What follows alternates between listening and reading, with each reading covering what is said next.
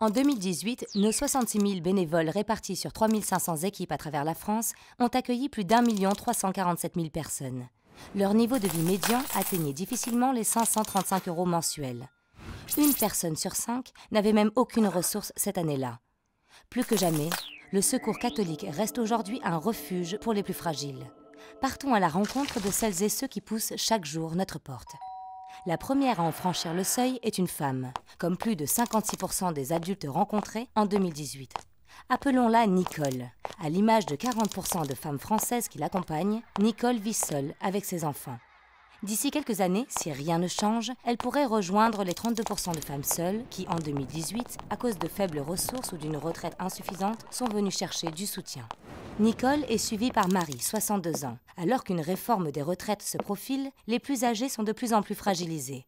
Entre 2010 et 2018, l'âge médian est passé de 40 à 44 ans. En moins de 10 ans, la part des plus de 60 ans se tournant vers le Secours catholique a presque doublé. En 2018, elle a atteint 10% des femmes rencontrées. Derrière Marie, vous apercevez la silhouette de Michael. Michael est français, il a 30 ans et fait donc partie des tranches d'âge les plus actives, les 25-50 ans. 2/3 des personnes que nous rencontrons. Actuellement, Michael est au chômage, comme plus de 64% des actifs que nous accueillons. 7 fois plus que dans la population française.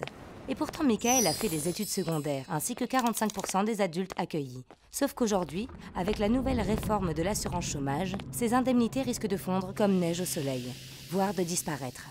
En 2010, les chômeurs non indemnisés étaient sans emploi depuis 2,3 années en moyenne.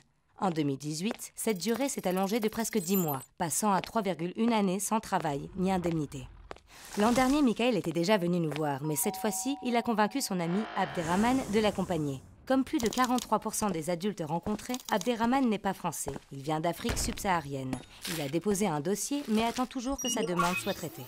À cause d'une politique migratoire de plus en plus stricte, en 2018, 58% des étrangers rencontrés n'avaient aucun statut légal stable, fragilisant d'autant plus leur situation. Ils étaient 44% en 2010.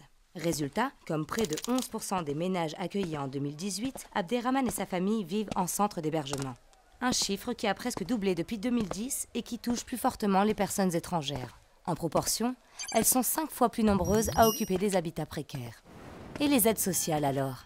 Pour le RSA, un ménage éligible sur 3 n'en bénéficie pas, faute d'aide et d'accompagnement. Idem pour les allocations familiales. Le taux de non-recours est passé de 20% en 2010 à plus de 28% en 2018. Proportionnellement, les ménages étrangers accueillis sont même 2 fois plus nombreux à ne pas faire de demande d'aide sociale par rapport aux ménages français. Adieu l'image des profiteurs du système.